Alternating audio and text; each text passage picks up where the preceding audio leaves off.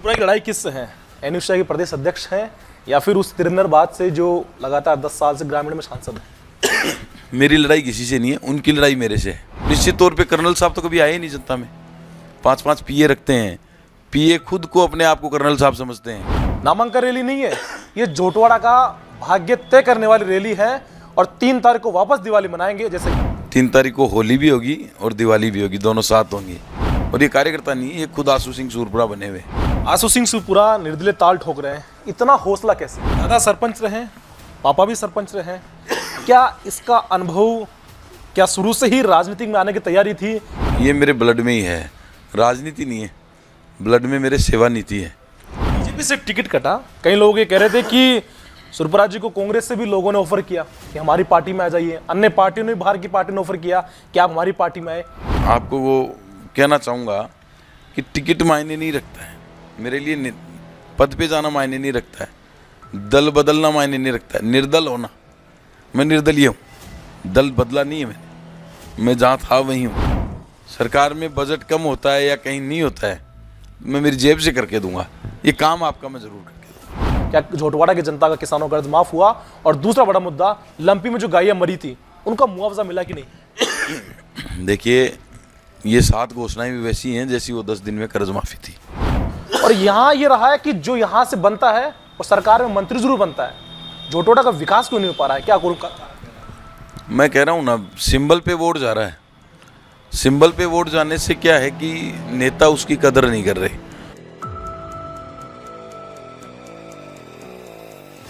राजस्थान की चुनावी चौसर में सभी पार्टियों ने कमर कस ली है, क्योंकि मतदान के महज दिन बाकी है। चाहे बात बीजेपी की हो या कांग्रेस की या अन्य पार्टियों की, चुनावी चौसर में स्टार प्रचारक लगातार आकर पार्टियों का प्रचार कर रहे हैं या अपने उम्मीदवार को जिताने के लिए भरकस कोशिश कर रहे हैं। पर राजस्थान के विधानसभा चुनाव में कहा यह जा रहा है कि इस बार निर्दलीय वो गणित बिगाड़ सकते हैं। निर्दलीय कौन होगा और कौन विधानसभा तक पहुंचेगा, यह कहना बहुत भारी हो रहा है। आज हम बात कर रहे हैं जोटवाड़ा विधानसभा क्षेत्र की। आज मैं पूरे दिन जोटवाड़ा विधानसभा क्षेत्र में था, जोटवाड़ा के हर एक कोने तक पहुंचा, चाहे पूर्व की बात हो, बेगस की बात हो, या फिर कालवाड़ की बात हो, जोबनेर की बात हो, या फिर सिटी के वैशाली नगर की। पूरे क्षेत्र में घूमने के बाद लोग कह रहे हैं कि इस बार का गणित बिगाड़ने के लिए निर्दलीय तौर पर जिन्हें कहा यह जा रहा है कि वो बीजेपी से बागी हुए, क्योंकि बीजेपी ने उनका टिकट काटा और उनका नाम है आशु सिंह सूरपुरा। हमारे साथ खुद आशु सिंह सूरपुरा मौजूद है। सर, आपका बहुत बहुत स्वागत है हमें टाइम देने के लिए। जी धन्यवाद, बहुत बहुत धन्यवाद। आशु सिंह सूरपुरा से किसको नुकसान होने वाला है? बीजेपी, कांग्रेस, या फिर क्योंकि खुद सूरपुरा जी बीजेपी से आते हैं और निर्दलीय ताल ठोकी है, नुकसान किसको होने वाला है? जनता तो ये आस लगाई बैठी है कि आंसू मारो बायल हो, विधानसभा तक जाए लो। इस स्लोगन के पीछे और जनता की जो आशा है, कितना फिट बैठ पाते हैं? देखिए, दोनों ही पार्टियों को नुकसान होगा, क्योंकि जीत तो हमारी तय है। अब तो देखना ये है कि उन दोनों की जमानत कैसे बचे, क्योंकि देखिए पार्टियों के 30-40 हज़ार वोट होते हैं, 20 से लेकर 30 हज़ार तक, और दोनों ही कैंडिडेट ऐसे हैं जो कभी जनता में रहे नहीं। जोटवाड़ा में कांग्रेस के कैंडिडेट हैं, उनका कोई लेना देना ही नहीं है, वो जोधपुर से आए। बीजेपी से जो हैं उनको 10 साल जनता ने दिए, लेकिन अब उनको 10 साल बाद याद आ रही है जोटवाड़ा की, जबकि उन्हीं के लोकसभा क्षेत्र में था। तो जनता उनको समझ चुकी है। जब काम पड़े फ़ोन नहीं उठाए, लोगों के बीच में नहीं रहे, न कभी संभाला, कोई भी काम पड़ा तो लोगों को ये मानो कि उनको 10 बार चक्कर लगवाने पड़े, लेकिन काम नहीं हुआ। तो जनता उनको इस बार इस सिंबल के ऊपर वोट नहीं देगी। तो क्या सूरपुरा को कांग्रेस का बाहरी प्रत्यक्ष का फायदा मिल पाएगा, या फिर जो आपने कहा कि राज्यवर्धन सिंह राठौड़ 10 साल सांसद तो है पर वो ग्राउंड तक नहीं पहुंचे, क्या इन दोनों का फायदा सूरपुरा को होने वाला है? निश्चित तौर पे देखिए, पार्टियां बुरी नहीं होती हैं। पार्टियां कोई भी हो, विचारधारा कोई भी हो, कोई बुरा नहीं होता। बुरे वो लोग होते हैं जो इसका फ़ायदा उठाते हैं और निष्क्रिय होते हैं, इसके नाम पे जीतते हैं और फिर जनता के बीच में नहीं जाते हैं। तो निश्चित तौर पे कर्नल साहब तो कभी आए ही नहीं जनता में। 5-5 पीए रखते हैं, पीए खुद को अपने आप को कर्नल साहब समझते हैं। तो जनता बहुत दुखी हो चुकी है। 10 साल 2 बार मौका दे दिया, बार बार जनता ये मौका नहीं देगी। और निश्चित तौर पे आप मान के चलिएगा, मैंने 15 साल सेवा की है, 14 वर्ष हो जाएंगे मुझे पूरे, और 15वीं साल शुरू हो रही है। तो निश्चित तौर पे जनता ने ये तय कर लिया है कि अब हमें ये राजनेता नहीं चाहिए, हमें सेवक चाहिए, भाई चाहिए, बेटा चाहिए। आपका नामांकन रैली में मौजूद था, लगातार सैलाब देख पा रहा था। लोग ये कह रहे थे कि ये नामांकन रैली नहीं है, ये जोटवाड़ा का भाग्य तय करने वाली रैली है और 3 तारीख को वापस दिवाली मनाएंगे। जैसे कि आपने भी चर्चा भी की कि 14 साल का वनवास काट के मैं जोटवाड़ा पहुंच रहा हूं, तो क्या 3 तारीख की दिवाली समय? 3 तारीख को होली भी होगी और दिवाली भी होगी, दोनों साथ होंगी। क्योंकि जनता, मैं चुनाव नहीं लड़ रहा इस बार। अगर आप कह रहे हैं कि मैं गया हूँ आज, आपने माहौल देखा होगा। मतलब मैं कह रहा हूँ कि 10 पार्टियों को मिला ले तो भी इतने कार्यकर्ता नहीं होते। और ये कार्यकर्ता नहीं, ये खुद आशू सिंह सूरपुरा बने हुए और खुद चुनाव लड़ रहे हैं, खुद को आशू सिंह मान के। बहुत जोश है उनमें। और आने वाला परिणाम मैं फिर कह रहा हूँ, मेरी बात को आप रिकॉर्ड कर लीजिएगा, निश्चित तौर पे 3 तारीख को हम जीत के विधानसभा में पहुँचेंगे। आशू सिंह सूरपुरा निर्दलीय ताल ठोक रहे हैं, इतना हौसला कैसे? क्योंकि पार्टी से टिकट नहीं मिला, सिंबल नहीं मिला, ग्राउंड पे हर वक्त मौजूद थे, आशा थी कि टिकट मिलेगा और हम चुनाव लड़ेंगे। 18 में आप रुके, पार्टी से कहीं बातचीत हुई होगी और 13 में आपने निर्दलीय ताल ठोकी थी। क्या कुछ रहा कि टिकट नहीं मिल पाया, ग्राउंड पे लगातार मौजूद थे, या कोई प्रवेश के थ्रू गलत रिपोर्ट पहुंची हुआ? नहीं, वो तो पार्टी का कोई निर्णय हो गया, कोई बात नहीं है। लेकिन आप हौसले की बात कर रहे हैं, तो हौसला तो सेवा कार्यों से है, जनता की सेवा की है, विश्वास है और इन लोगों की निष्क्रियता है। 10 साल में जनता ने वोट देके पावर दिया था, उसका कोई इस्तेमाल ही नहीं हुआ। तो निश्चित तौर पे हौसला तो अपने आप ही है। और हौसला तो क्या है कि मेरे ब्लड में ही है। तो लड़ाई लड़ेंगे, संघर्ष करेंगे और जीत हासिल करेंगे। दादा सरपंच रहे, पापा भी सरपंच रहे, क्या इसका अनुभव, क्या शुरू से ही राजनीति में आने की तैयारी थी? क्योंकि आप छात्र रहे और मानवाधिकार की पढ़ाई भी की, क्या तैयारी थी कि आगे जाके राजनीतिक सेवा करेंगे? क्योंकि लगातार 15 साल से आप जोटवाड़ा में एक्टिव हैं। ये मेरे ब्लड में ही है, राजनीति नहीं है, ब्लड में मेरे सेवा नीति है। मेरे दादो साहब, परदादो साहब मेरे फर्स्ट सूबेदार मेजर थे राजरीफ सेंटर में। और उनके बाद मेरे जो दादो साहब थे वो 35 साल लगातार सरपंच रहे और केवल सेवा के बल पे रहे। लोग आजकल एक बार के बाद में दूसरी बारी नहीं बनते। वो 35 साल सरपंच रहे, इतनी सेवा की है गांव की, 24 घंटे सेवा करते थे। और मेरा जिस दिन जन्म हुआ था उस दिन उनका सरपंच का रिजल्ट भी आया था, दूसरी तीसरी बार होगा शायद। तो वो तो उस दिन मैं पैदा हुआ तभी लेके आया था। लेकिन वो सेवा नीति है और उसी सेवा नीति के परिणाम स्वरूप दादो साहब का जब स्वर्गवास हुआ, उससे पहले ही पिताजी को सरपंच बनाया गांव ने। उन्होंने भी सेवा के नए आयाम स्थापित किए। अभी हमारे वहाँ एसटी की सीट है, तो वर्तमान में मैं उन्हीं के पच्चीनों पे चल के बड़े रूप में उनकी सेवा करें वो कर रहा हूँ।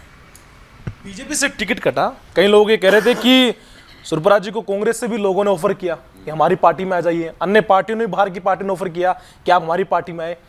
क्या, और मंच में सुना यह गया था खुद सुरपुरा जी के मुंह से कि विधानसभा के चुनाव में हम जरूर पार्टी से दूर होंगे पर 2024 में मोदी जी को वोट देंगे। हाँ, निश्चित तौर पे। और मैं तो ये कहूँगा कि ऑफर सभी से आए, लेकिन मेरी विचारधारा देखिए, मैं स्वयं सेवक हूँ और विचार मेरे जो मैं कार्य कर रहा हूँ उससे प्रभावित हूँ। आप देख भी रहे हैं मैंने जो कार्य किए हैं वो सही मायने में मैं वही कार्य कर रहा हूँ जो मानवता से जुड़े हैं, इंसानियत से जुड़े हैं। और आपको वो कहना चाहूँगा कि टिकट मायने नहीं रखता है मेरे लिए, पद पे जाना मायने नहीं रखता है, दल बदलना मायने नहीं रखता है, निर्दल होना। मैं निर्दलीय हूँ, दल बदला नहीं है मैंने, मैं जहाँ था वहीं हूँ और जनता के प्रत्याशी के रूप में चुनाव लड़ रहा हूँ। और निश्चित तौर पे मान के चलिएगा कि ये जो जनता का फैसला है ये 3 तारीख को एक नया आयाम स्थापित करेगा। सुरपुरा जी, जोटवाड़ा में 3 बड़ी समस्या है। सिटी में पृथ्वीराजनगर में हाई टेंशन लाइन की, ग्रामीणों में जब हम घूम रहे थे तो सड़कें अभी भी टूटी फूटी थी। और अगर शहरी क्षेत्र की बात करें तो बारिश के दिनों में सड़कें हैं वो नालियों में तब्दील हो जाती है। और यहाँ ये रहा है कि जो यहाँ से बनता है वो सरकार में मंत्री जरूर बनता है, जोटवाड़ा का विकास क्यों नहीं हो पा रहा है? क्या करूँ? मैं कह रहा हूँ ना, सिंबल पे वोट जा रहा है। सिंबल पे वोट जाने से क्या है कि नेता उसकी कदर नहीं कर रहे। लोग बराबर सिंबल पे वोट डाल रहे हैं, 5 साल निष्क्रिय रहते हैं, आते नहीं हैं, फिर वापस सिंबल लेके आते हैं, जनता फिर वोट दे रही है। तो लगातार ऐसा होने से उनका ये विश्वास हो गया कि हमें काम करने की ज़रूरत नहीं है, सिंबल लाने की ज़रूरत है, टिकट लेके आओ और चुनाव जीत के चले जाओ। लेकिन जनता इससे त्रस्त हो चुकी है। इस बार जनता ने मन बना लिया है कि हम कोई टिकट और सिंबल के पीछे नहीं जाएंगे, हम व्यक्ति को चुनेंगे। आप देखना कि जहाँ भी जा रहा हूँ इतना लोगों का लाड प्यार सम्मान आशीर्वाद और समर्थन मिल रहा है, वो साफ बयां कर रहा है कि इस बार जनता को सिंबल नहीं चाहिए, दरकिनार कर दिया उसको। सुरपुरा की लड़ाई किससे है? एनयूशिया के प्रदेश अध्यक्ष हैं या फिर उस तिरंदरबाद से जो लगातार 10 साल से ग्रामीण में सांसद है? मेरी लड़ाई किसी से नहीं है, उनकी लड़ाई मेरे से है। डर उनको है दोनों को, क्योंकि दोनों ही भारी हैं। मैं यहाँ स्थानीय हूँ, यहाँ काम कर रहा हूँ, 15 सालों से सक्रिय हूँ, जनता से घर घर जानता हूँ मैं। और आप देखिए ना, कर्नल साहब की बात करूँ तो कर्नल साहब 10 साल रहे हैं, कभी उन्होंने झोटवाड़ा नहीं घूमा। मैंने इन 15 दिनों में उनको पूरा झोटवाड़ा घुमा दिया। चक्री बने हुए हैं, चक्री, और कह रहे हैं कि मैं इतने बजे सो रहा हूँ। अगर ये काम पहले कर लेते तो मुझे लगता है कि 10 साल दिए थे झोटवाड़ा की जनता नहीं, और 1 लाख कुछ मतों से इनको जिता के भेजा था। आज उनको घर घर जाने की आवश्यकता नहीं पड़ती, लेकिन कभी आए ही नहीं। उनको ये तक नहीं पता कि झोटवाड़ा का एरिया कहाँ तक होता है, कहाँ ख़त्म होता है। तो ऐसी परिस्थितियों में आप देख सकते हैं कि लड़ाई तो उन लोगों की मेरे से होगी, मेरी किसी से लड़ाई नहीं है। मैं तो आपको कह रहा हूँ, ये दोनों की लड़ाई 30,000 पे ख़त्म हो जाएगी। उसके ऊपर जितने वोट हैं वो आप गिन लीजिएगा। सुरपुरा विधानसभा तक पहुंचते हैं, क्या कोई मुद्दे तय किए हैं कि जैसे ही मैं आता हूं पहले इन मुद्दों पे काम करेंगे पहले दिन से? मुद्दा सबसे बड़ा हाई टेंशन लाइन का है। आज का नहीं है, बहुत वर्षों से। 2012 के बाद बिजली के कनेक्शन नहीं मिल रहे हैं, पानी के कनेक्शन नहीं है, सीवरेज नहीं है, पट्टे नहीं मिल रहे हैं। बड़ी समस्या है और बहुत बड़े स्तर पे बड़े परिवार इससे जुड़े हुए। और मेरी प्राथमिकता तो इसी पे रहेगी। उसके बाद बात करें सैटेलाइट हॉस्पिटल की, तीसरा कुछ कॉलोनीज ऐसी हैं, मंगलम सिटी है, आज कितने सालों से उसकी दुर्दशा कर रखी है, कोई सुनने वाला ही नहीं है। वोट लेते हैं, सड़कें नहीं हैं, सीवरेज नहीं है, बहुत पानी की समस्या है बड़ी। ऐसे बहुत से मुद्दे हैं। साथ ही झोटवाड़ा में सरकारी कॉलेज नहीं है बच्चों के पढ़ने के लिए, उसके लिए मैं प्रयास करूँगा। आज मैं जब बेगस में चुनावी कवरेज कर रहा था, अभी भी वहाँ परिवहन की बड़ी दुविधा है। लोग ये कह रहे हैं कि हम पर्सनल साधन होंगे तो बच्चे बाहर पढ़ने जाएंगे, अन्यथा वहाँ बस की कोई व्यवस्था नहीं है। क्या इन पे फोकस काम किया जाएगा? जो गांव की अंतिम छोर तक विधानसभा की जो जगह है वहाँ तक परिवहन की व्यवस्था कर पाएंगे? निश्चित तौर पे करूँगा। निवारू में भी यही समस्या है, बेगस चले जाइए वहाँ भी ये समस्या है। अन्य 2-4 जगह और हैं जहाँ पहले लो फ्लोर चलती थी और बाद में बंद हो गई। अभी धाणक्या गया था मैं सुबह, वहाँ भी ये बड़ी समस्या है। तो इस पे तो काम करना ही करना है, ये मान के चलिए। निश्चित तौर पे आते ही इन सब कामों पे मैं पहले ही दिन से शुरू हो जाऊँगा काम करना। लोग ये कह रहे थे कि सुरपुरा अपने से दावेदारी कर रहे हैं, पर गांवी स्तर पर हम सुरपुरा बन के काम कर रहे हैं। और साफ तौर पे कहा कि सुरपुरा जी ने लिखित पे कह दिया है कि अगर मैं बनूं ना बनूं, पर आपकी सड़कें मैं बना दूंगा अपने कोष से। हाँ, आज मैं एक भाषण में कह के आया हूँ, और वो मामला है शोसिंगपुरा का। शोसिंगपुरा में पिछले कई वर्षों से जब से वोट डाल रहे हैं, एक टुकड़ा है 1.5 किलोमीटर मात्र। सरकारें आई चली गई, लेकिन उनका वो सड़क का टुकड़ा नहीं डाल पाए कोई। मैंने उनको ये कहा था, सरकार में आऊँगा, निश्चित तौर पे ये आपका काम करूँगा। अगर सरकार में बजट कम होता है या कहीं नहीं होता है, मैं मेरी जेब से करके दूंगा। ये काम आपका मैं ज़रूर करके दूंगा, और करना भी चाहिए। चौटवाड़ा विधानसभा क्षेत्र में अगर बात होती है तो कालक बांध की बात होती है। दोनों पार्टियों ने बड़ा मुद्दा बना रखा है कि हम आते तो हम काम कराएंगे। कहीं उन्होंने नदी बनाने जोड़ने का अभियान छेड़ दिया है, कहीं ने कहा है कि ऐसा उसको पाल बना देंगे, पानी व्यवस्था कर देंगे। कालक बांध को लेकर क्यों राजनीति हो रही है? ये तो उस ग्रामीण प्रवेश की बात है, जहाँ पानी बढ़ेगा तो ग्रामीण के लिए बड़ी व्यवस्था हो जाएगी पानी। देखिए, ये चुनावी घोषणाएं हैं। कर्नल साहब अभी कल परसों कह रहे थे मैं हाई टेंशन लाइन को अंदर डाल दूंगा। आप 10 साल में क्या कर रहे थे? आप पावरफुल टॉप 10 मंत्रियों में थे, 3-3 डिपार्टमेंट आपके पास थे। उस समय कहाँ गए थे? आज ये कह रहे हैं कि आप मुझे तीसरा मौका और दे दो, फिर मैं कर दूंगा। तो जब 2 मौके और 10 साल दे चुकी है जनता, इनकी बातों पे कोई विश्वास नहीं कर रहा है। इनको पहचान चुकी है जनता। और रही बात कालक की, तो कालक का मुद्दा किन्हीं औरों ने उठाया है, इनका मुद्दा नहीं है। ये तो सिर्फ राजनीतिक रोटी सेकने के लिए आए। और हर कोई चाहता है कि कालक बांध भरे, किसानों में खुशहाली आए, पानी की सुचारू व्यवस्था हो, हम भी चाहते हैं। लेकिन वो इनके तो सिर्फ चुनावी घोषणा है, काम इनको धरातल पे करना ही नहीं है। करना होता तो आज से पहले हो जाता। गहलोत साहब ने 7 गारंटियां दी हैं, क्या वो गारंटियां पूरी हो पाएगी? या फिर जो चुनाव से पहले 5 साल पहले जो बड़े मुद्दे उठे किसान कर्ज माफी को लेकर, 10 तक दिन का वक्त मांगा था कि आप आइए और सिर्फ वोट दीजिए और सरकार बनाइए, किसानों कर्ज माफ कर देंगे। क्या ये मुद्दे वापस सामने आ रहे हैं? क्या झोटवाड़ा की जनता का किसानों कर्ज माफ हुआ?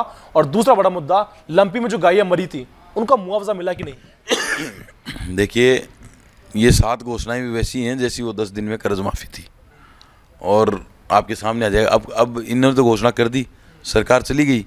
अब किसको पता है किसकी सरकार बनेगी किसकी, और मुझे लग रहा है दोनों की बहुमत में सरकार नहीं आ रही है, क्योंकि जिस प्रकार से टिकटों का बंदरबांट हुआ है, एक भी सरकार ने, दोनों पार्टियों ने सही तरीके से कैंडिडेट का चुनाव नहीं किया है। इसका परिणाम ये होना है कि दोनों ही पार्टियां बहुमत में किसी भी कीमत पे नहीं आ रही हैं। अंतिम सवाल था, अभी आपने कहा कि मैं संघ से जुड़ा रहा, जब आप बीजेपी से बागी हो रहे थे, क्या किसी संघ के व्यक्ति का फोन आया कि आप बागी मत होइए या हमारे वापस बीजेपी में लौट आए, अगली बार फिर मौका देंगे, ऐसा कोई बातचीत हुई किसी से? नहीं, केंद्र से किसका फोन आया? देखिए, संघ हो चाहे भारतीय जनता पार्टी हो, सबकी मर्यादाएं होती हैं। वो कोई भी कभी ये नहीं कहेगा कि आप चुनाव लड़ो या मत लड़ो, उनको इन बातों से कोई फ़र्क नहीं पड़ता है संघ को। पार्टी की बात करूं तो पार्टी से सभी नेताओं के फ़ोन आए, मैंने उनको मेरी बात रखी, किसी के पास कोई जवाब नहीं था। मैंने मेरी जायज़ बात रखी, मैंने कहा सेवा की है मैं मेरे लिए नहीं लड़ रहा हूँ, इस जनता के लिए लड़ रहा हूँ। आज इस हाल में छोड़ के कहाँ चला जाऊँ? मैंने कहा बिल्कुल लड़ाई लड़ूंगा, संघर्ष करूंगा और जीत करके जनता की सेवा करूंगा। पूरी विधानसभा की बात करें तो व्यक्तित्व का चेहरा बड़ा प्रभावी हो गया है, या फिर ये माने कि जातीय फैक्टर को लेकर जोटवाड़ा में आपस में राजपूत वर्सेस राजपूत हो गया है, और प्रभावी ब्राह्मण, राजपूत और यादव है जोटवाड़ा के अंदर, तो कहीं ना कहीं लग रहा है कि बीजेपी और आशीष सिंह त्रिपुरा में टक्कर होने वाली है। नहीं, ऐसा कुछ भी नहीं है। मैं कह रहा हूँ ना आपको, टक्कर मेरी दोनों से ही नहीं है। उन दोनों की टक्कर है, वो भी बहुत नीचे स्तर पे, जमानत बचाने के लिए टक्कर है। उनमें दोनों में कंपटीशन ये है कि जमानत कौन सा बचा पाएगा। बाकी मेरे से टक्कर किसी की नहीं है। मैं इनसे 1 लाख वोट आगे चल रहा हूँ। ये 3 तारीख को परिणाम आने पे पता लग जाएगा। बिल्कुल, ये हमारे साथ थे जोटवाड़ा से निर्दलीय तौर पर तैयारी कर रहे आशीष सिंह सुरपुरा। साथियों पे कहा है कि 3 मुद्दे इन्होंने तैयार की है। पहला बड़ा है हाईटेंशन लाइन का, दूसरा सड़कों का जाल बिछाने के लिए, और कई ऐसे मुद्दे हैं जिन पे लगातार काम कर रहे हैं। और आपको बता दें कि जोटवाड़ा विधानसभा में ऐसी कई योजना चला रहे हैं, किसी कई पेंशन जो बच्चियों को हो या महिलाओं के लिए, बुजुर्गों के लिए, खुद अपने स्तर पर काम कर रहे हैं, और कई बड़ी घोषणाएं भी चुनाव से पहले कर दी है। चाहे मैं सत्ता में आऊं या विधायक बनूं या उम्मीदवार बनकर आप मुझे विधानसभा तक पहुंचे, पर उससे पहले लिखित में बड़ी घोषणाएं भी कर चुके हैं कि जैसे ही आते हैं इन मुद्दों पर बड़ा काम किया जाएगा। पर खैर, 25 तारीख का दिन, महज 4 दिन बचे हैं।